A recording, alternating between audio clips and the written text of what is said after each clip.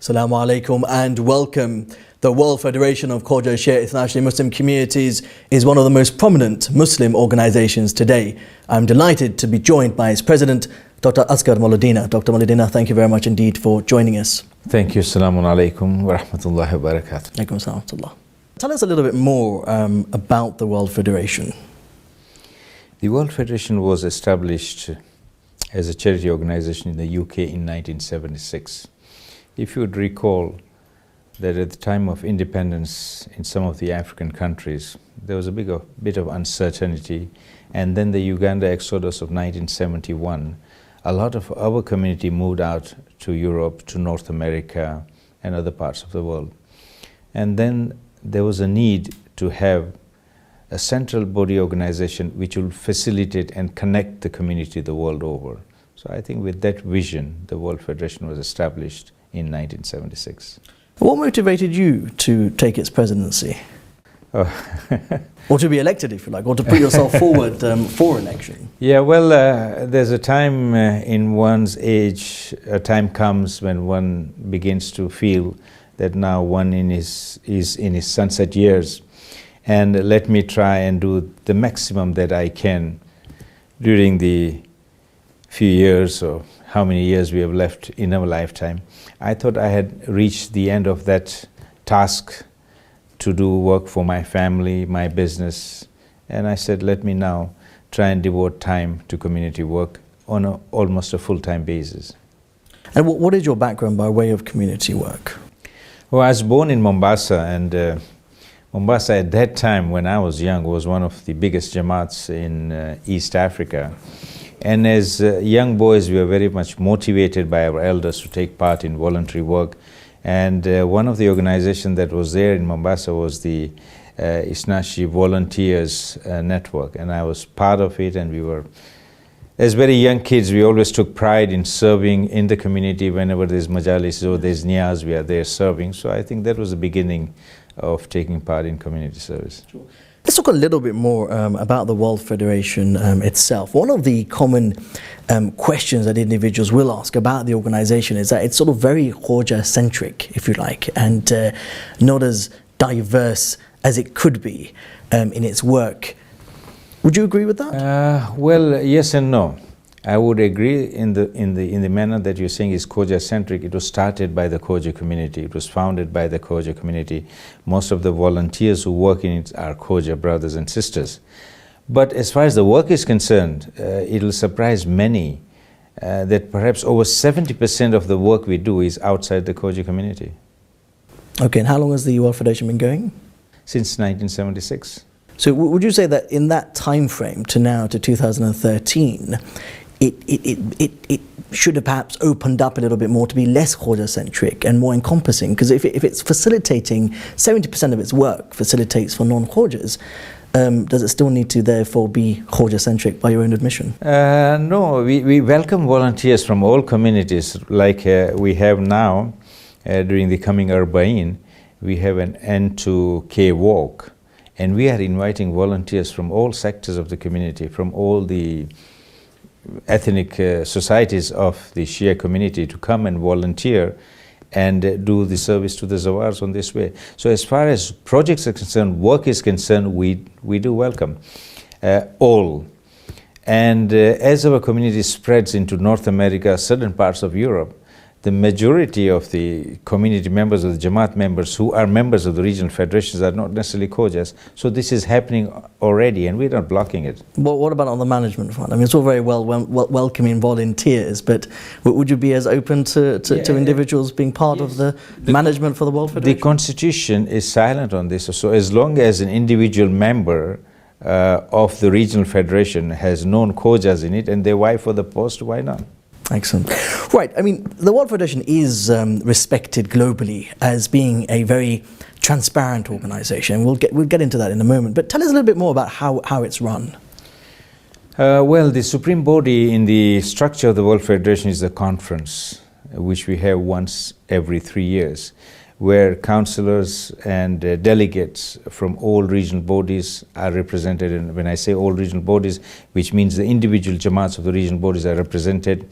They set out the budget and the policy guidelines for the next 3 years. After that, we have Executive Council meetings every 6 to 8 months, where again the Executive Councillors who are nominated, elected, as well as elected at the local regional level, take part in it.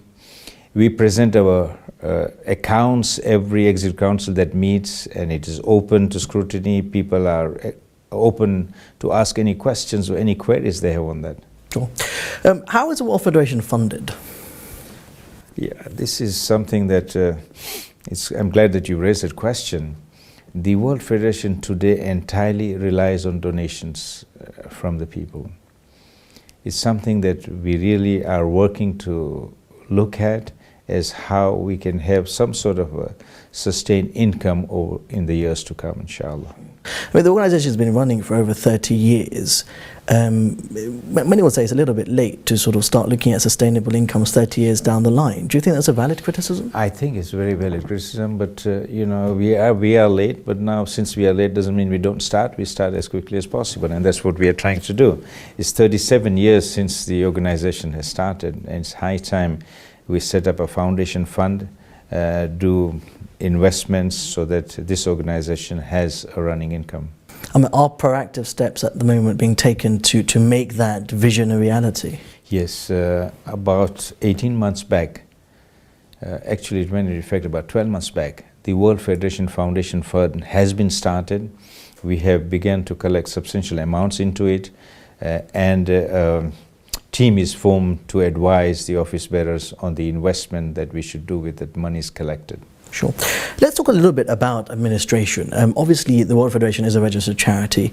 It's transparent. You said so yourself that it is accountable. One of the criticism that is levelled against the World Federation relates to administrative costs. I believe it's around 7%. Yes. Do you think that's justified? Well, we are a charity organisation based in the UK, and as you know, the conditions of the world today, reporting accountability is very important. How do we do the projects? How do we run the projects in various regions without a proper administrative setup? The 7% that goes, it goes into the administrative setup, the staff that we are going to pay all the time that they are working for us. And I must make it clear that the 7% is not as a profit to the World Organization, but it goes into the expenses of delivering the projects and the work that we do. And also I clarify here that as far as the hukuk is being paid, we have the permission of Asghar. So if a person pays £100 as hukuk funds, he will get a receipt of £100 for his hukuk funds. Sure.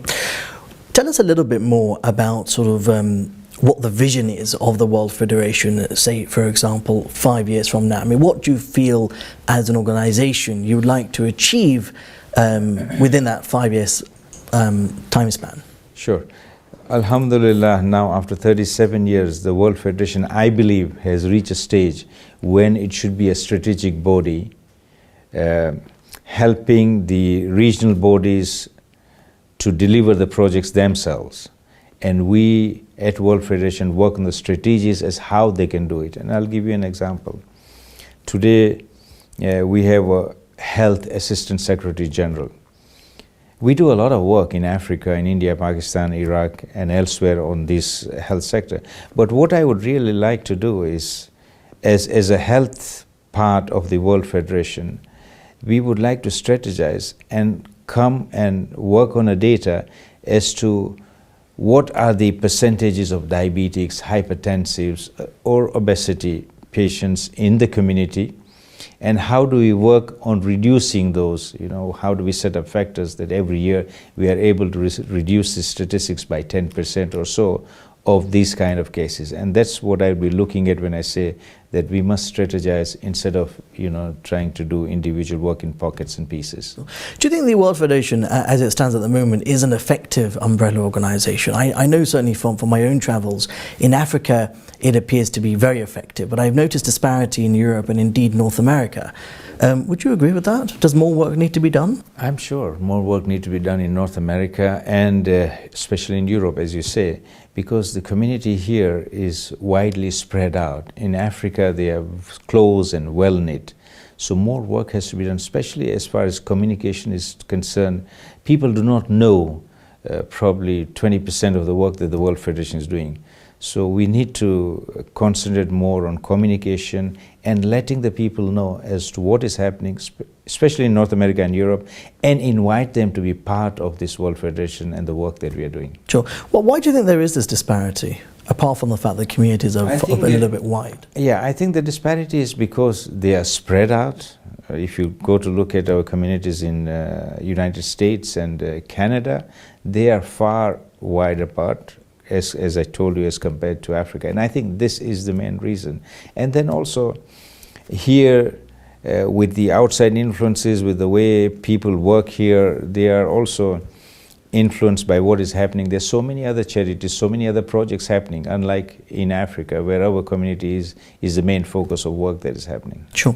Let's talk a little bit about the youth and the interaction of the World Federation with the youth. I mean, I visited the website before this interview and noticed there wasn't much sort of happening on the youth front. Yes, there was the old Hausa course now and again, a trip to Iran and such like. Normally, these trips tend to be geared towards individuals that are relatively practicing, attend the mosque and such like. But there is a clear absence of proactive steps in involving young people within the World Federation. Is that valid? Is that a valid criticism? No, sure, I take your point on that, and there's a lot of work to be done on that. What we have started very recently is having a gathering of youths, especially young professionals, young business entrepreneurs, and meet them on a regular basis and hear from them rather than, we speaking to them. So I'd rather have a sort of a pedagogy system instead of an andragogy. Let's sit with them, let's see what are their views. And I keep on telling the youths, when you tell us these are the problems, these are also suggest to us possible solutions that you think will make the World Federation work better. Would you listen to them? Because one of the criticism on the youth is yes, it's lovely having these panels and discussions and deliberations, but no one seems to listen. Well, as far as my 2 years are concerned, they're open. I do listen. I don't only listen, but I do make notes of the suggestions and the comments that I'm making, which I can discuss with the wider team that we have, that these are the things, and let's put it into our action plan as how we can achieve that. Sure. Is the World Federation dominated by men? Today, yes. Why? Well, I think the reason is historical, cultural. There are many constituent member Jamaats who have not even given voting rights to women.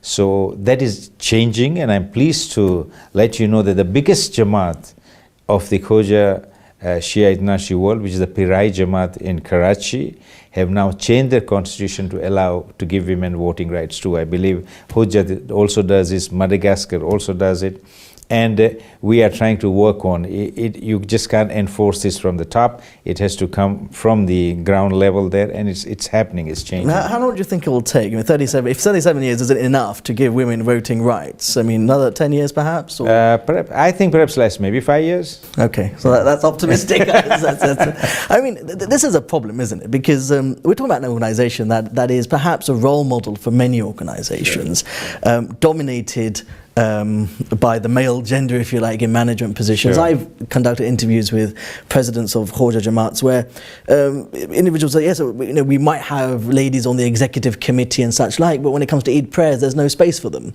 I mean, a lot more work not only needs to be done on the management level, but from what I understand, even on a practical level. Would you agree we're a little bit backward on that front? I agree with you entirely, 100%. And what proactive steps would you take as a president to encourage your sort of member Jamaats to we're already encouraging our member Jamaats to give women equal voting rights. Do you think encouragement is enough, or do you think a little bit more needs to be done? Well, I don't believe in enforcing with the hammer, but just talking to the people there, it's working. It's beginning to work, and I told you I'm optimistic that in 5 years we would achieve that even the opposite sex also has equal voting rights in all the institutions. So I hope we'll achieve that. And your other comment that on Eid namaz and all that, I see that in most of the Jamaats, they do announce that ladies are also welcome. There are special facilities for them too. But there are some very prominent centres that don't have the facilities, and I think, I mean, do you think that there should be guidelines set for centres? For example, I'm not saying, you know, we don't want to turn it into a hegemony or a dictatorship, but do you think you should lay down guidelines? For example, 20% of the EC should comprise of women and youth and such like. I mean, do you think it's time to be a little bit more bold and try to open things up further than just mere encouragement? Yeah, I think at this stage it's best, instead of laying, you know, compulsory guidelines, first let the people accept it fully. What about voluntary guidelines? Yes, voluntary guidelines for sure. But instead of laying down that this is you must do, you must have 20% or 30% or whatever, let us first talk at that level where they understand it, they accept it, and then we go on to the next stage. Sure. Let's talk a little bit about Tabligh. The World Federation has, of course, again, it is a role model for many organisations when it comes to its Tabligh world, spreading the message of Ahlul Bayt alayhimus salam across the globe. Indeed, I was very humbled when I travelled to Africa just to observe the colossal amount of work that is being done. What are the plans? What are the strategies going forward on that front? Yeah. Let me take you back to the 60s when the Bilal Muslim Mission was founded in East Africa. And that was as a result of one of our founder presidents of the World Federation. When he visited late Ayatollah Sayyid Mohsin Hakim, and he briefed him about what work is happening in Africa and how our community is, one question that arose from Ayatollah at that time was, how many indigenous Shias do you have? And Mullah was silent, was quiet, because there were not that large numbers. And that was the beginning of the Bilal Muslim Mission in East Africa. They've been doing tremendous work. I'm sure today the numbers of the indigenous Shia community in East Africa surpasses that of our community. And more centers are being set up for them, more and more schools, more and more imam bargas are being done for them. And now the move is to empower them so they can sustain what we have already done. Sure. But it's interesting you mention Africa, because it seems the Bilal Muslim Mission is indeed very active in Africa and is doing some very good work. But when it comes to Europe and North America, it seems that the replication hasn't been as successful. Why is that? Well, again, we come to the same thing. You know, we were a very close-knit community in Africa. Work was easily being done. But having said that, I believe there's a lot of work being done under Nasimco in North America. COHEJ has also started what I believe is a Joan Muslim Mission, something of that sort. But I do agree with you that there's much more we can do in this place for the converts and for the reverts. And there's much more to do than already being done. Is the World Federation providing the support to its regional bodies to be able to replicate what is a very good model in Africa? We are prepared to do that, but the regional bodies themselves also have to move in this direction and bring the need assessment for the things to be done in this country, and we'll give them full support. When it comes to media of course plays a very important role within the world generally in propagating the faith and such like. Do you think the World Federation has fallen a little bit behind in keeping up with media, with supporting media outlets such as indeed this channel? Do you think more work needs to be done on that front? Well, I would always agree with anybody that we are not perfect, we are not doing the best, there's always room to do better. So as far as the media is concerned, as far as supporting beautiful channels like Ahlul Bayt TV, we should be doing more, we should be supporting more, because it goes to a wider viewers in this country and all over the world. Sure. Let's talk about Marja'iyah. Of course, the World Federation is one of the most respected organizations, particularly because it's always held the Marja'iyah in very high esteem since inception. How important is the Marja'iyah, or the role of the Marja'iyah, when it comes to the overall sort of structure of the World Federation itself? Well, as far as we're concerned, I myself, some of my office bearers, meet the Marja Taqlid of ours from time to time. We seek advice from him, we brief him on the work that is being done, And I think it's a very important link for the community to have strong ties, strong link with your merger. At the moment, we know that the links and ties are being weakened by various external factors. What more can be done to strengthen those ties on a global level, in your view? We personally have requested our merger that if we can have a message to be circulated to the worldwide community from time to time, say once in 3 months or once in 6 months. And when I last met His Eminence Ayatollah Ali Hussein Sistani, he said he will think on that and let us know. So I'm waiting for that. This will be one of the links of the merger to the muqallids of this particular merger. So inshallah, I'm hoping that we will have some result on that. And besides that, we are in touch with his office on a continuous basis. Tell us more about the MCE. I'm glad that you asked that question, because MCE is very close to my heart and very dear to my heart. The Madrasa Center of Excellence was started by calling a retreat in the city of Dubai in February 2011, where madrasa stakeholders from about 95 madarises all across the world came and took part in that 2-day retreat. And from there, we are working on setting up this Madrasa Center of Excellence, which will have 4 big divisions. The first is the learning resources. The second would be the training of the madrasa teachers. The third would be the evaluation and assessment, and then the curriculum for these madarises. And what proactive steps are being taken on the parental front to ensure that, madrasa perhaps begins at home, as it were, should perhaps be the common slogan? Because I say again that there is this sort of conception that if I send my children to a madrasa, inshallah, they'll grow up to be bona fide, dignified individuals. But it doesn't happen, does it? Yeah, I think that's a very wrong perception and conception. So we are hoping that with this program, we'll be continuously talking to the parents also, that what are their responsibilities at home and what they should be doing to augment further the program that we are running. Education, of course, is one of the key concerns of most parents today. As yet, it would seem that there is no school as such, Khoja run, or indeed run for the entire community. The madrasa, of course, is very well run, is run like a school, but when it comes to sort of secular education, does more work need to be done? Globally, if you look at Mombasa, you look at Nairobi, you look at Dar es Salaam, we have our own community schools. Toronto, now up to grade 8, has our own secular school.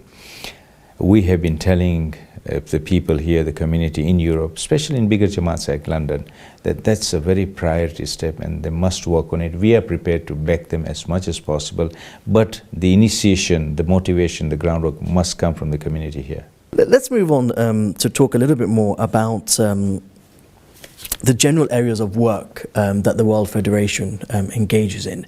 You said that 70% of the World Federation's work is related to relief and aid within non-Khoja communities. Sure. Can you perhaps elaborate on that? Well, I'll just give you the example of the work being just now, the Ramzan relief. Most of the areas where we are sending this relief is non-Khojas.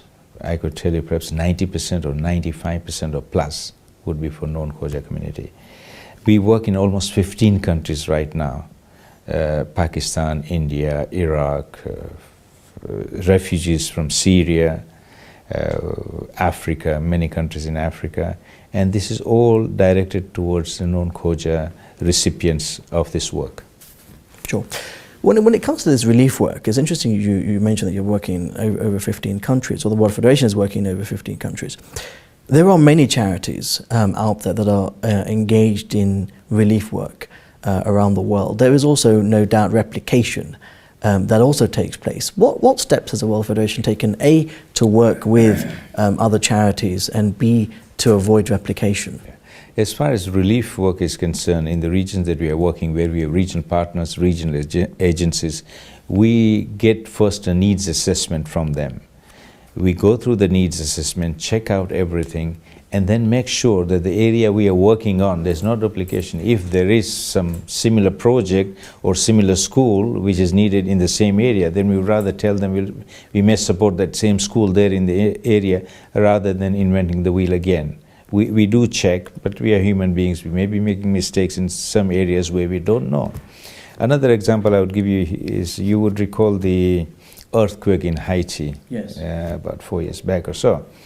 That's the first time we found out that there's an Ahlul Bayt community on that island, because an orphanage named as Mahdi Orphanage was destroyed. So immediately we set out to find out who the people are there. We sent a team there and we started working. We already rebuilt that orphanage. We started working on building classrooms for the people in that small section. Do you think more work needs to be done in order to identify how many Shia communities there are around the world? More work to be done? Yeah, by way of censorships or by way of surveys and research and such like, because I mean, you said so yourself that in Haiti you weren't aware that a community existed. Yes. Does that form part of the World Federation's strategic vision to actually find out how many Shias are there around the world? First, we are struggling to complete a census of own Khoja community worldwide. It's a huge task. I don't know how many over the age of 65 years we have in our community. How do I plan? I do not know next year how many over 18s or 19s will be ready for college or university. So we are working on this census plan. Let us succeed in-house before we try and spread out. But as far as your... How long do you think that'll take? No idea at the moment. But our census within the community, I'm hoping that within the next 3 years, we would achieve with over 80% success. Do you think the World Federation is doing enough to cross-fertilize its expertise? You mentioned the madrasa. The madrasa initiative that you're engaged in. There's many other initiatives that you're also engaged with, but there are communities. Let's take London or the UK as an example.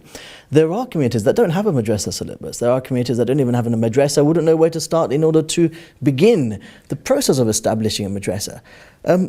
Why has the World Federation not sort of perhaps expanded and sort of passed on some of the knowledge, the rich heritage to other organizations, centers, non-Khoja institutions? Yeah, as far as you mentioned the madrasa work is concerned, there's a plan. Once we've reached that stage, and now we are on a maintenance stage, to make it available in different languages to communities who require. And the first priority will be to do it in the French language, in the Gujarati language, and if there's a need in Arabic and Urdu language, we will do that too. So that this expertise, which we have really done with a lot of hard work, with a lot of expertise from all over the world, we can pass it on to other regions. What other expertise you are thinking in particular that the Khoja community pass as far as our management is concerned? Well, on the management front, on the mere syllabus front, for example. Yes, on the syllabus front. Are we being proactive enough? I suppose that's the question, because it's very nice planning and encouraging and all the rest of it, but are proactive steps being taken to spread that knowledge and know-how to other centers and communities? Sure. Wherever I have gone, I've told them that the plan is to do it in other languages. Also, we are having a program in the Madrasa Center of Excellence program to have madrasa in a box. There could be small villages, small towns where there are only 2 families. It's not possible to have a madrasa run like institution. So these people can get from that website, they can download and perhaps do a home madrasa, maybe just 1 family, 2 families, or 1 single family. So they are not deprived of this work. There is obviously much potential within the World Federation. You have very high aspirations for the World Federation. Let's go back to the youth. What steps are being taken to ensure that there is no leadership vacuum? Of course, we hope that you continue to be the president for the foreseeable future, but there will come a point where the obviously age will kick in and there will be time to... I'm glad you mentioned that, Jafar, because we have programs within the projects that we are doing, which we call it the LDP and the capacity building program. These are being run all over the world. And I personally am having very, very positive feedback wherever these programs are run. So with that, we hope we will be able to nurture the youths into leadership positions, not by the time they are 60 like me, but much earlier. Inshallah. At the moment, the Shia community globally is facing very turbulent times. We know both on the certain political activity which is taking place makes it a very sort of precarious environment for Shia Muslims where unity is absolutely imperative and essential. What steps has the World Federation taken in order to encourage unity between different communities? Yeah, we have got programs in all the regions, interfaith programs, outreach programs to other communities, and I hope we individually, as one individual, will be an example in his own life, in his own business, in his own social setup to the other communities. Look at this man, look at this lady, she's totally different, very peaceful, very tolerant. Who are they? Oh, they are followers of the Ahlul Bayt. So we individually can be the best examples. That's a start. But besides that, we have programs where we reach out to other communities, to other faiths, and explain to them what we are. Do we need to be more politically active on the lobbying front when it comes to international governance? I'm sure we must. We must do the best we can. And that's why we've been encouraging, when you talk about the youths, to take part in social activities of the communities in the area. Come on the council, come as a councillor on the city council or town council, whatever. You get onto the board of governors of the school and climb that ladder into the political leadership of the country. Do you think there is still disparity between politics and religion? Do you think that Jamaats generally need to sort of open themselves up a little bit more to political interaction? I'll give you an example. We've had situations in Pakistan where Shia Muslims have been killed, in Bahrain, in Syria, in many places, indeed Malaysia and Indonesia, Shia Muslims continue to be oppressed. And one of the common criticisms of organizations such as the World Federation is you're not doing enough. A lot more needs to be done. Yeah, you see, Jafar, we are doing what we possibly can, and I've always agreed to you throughout the conversation that when I'm telling you, it doesn't mean that we are the best and we are doing everything. There is room for improvement. But as far as these situations which you mentioned in other countries, we are doing whatever we can by private lobbying, by writing letters, by getting into situations where these atrocities occur, and see the people, see the solicitors, and reach out to the government agencies there and tell them that what is happening is not fair. But that's the best, I think, one can do. But when it comes to, say, the allocation of funds, for example, do you think more needs to be done on that front? When I go to the World Federation website, for example, I don't see any of this stuff being mentioned. Bahrain, Indonesia, Malaysia, Pakistan and such. Yes, you get the old press release, but there doesn't seem to be a definitive agenda to stand up for these particular causes. Well, for that now we have formed a separate media committee, and you will see now from time to time when such incidents occur, not only a press statement, but a lot of other work besides the press statement will be done. If there's one thing, I don't put you on the spot, if there's one thing that you would change about the World Federation, what would it be?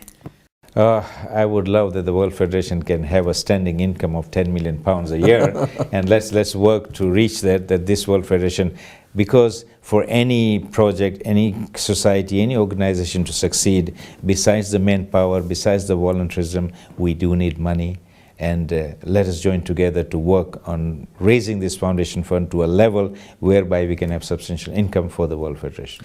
Dr. Asghar Moledina, President of the World Federation, thank you very much indeed for joining us. My pleasure. Thank you very much. Jazakallah khair.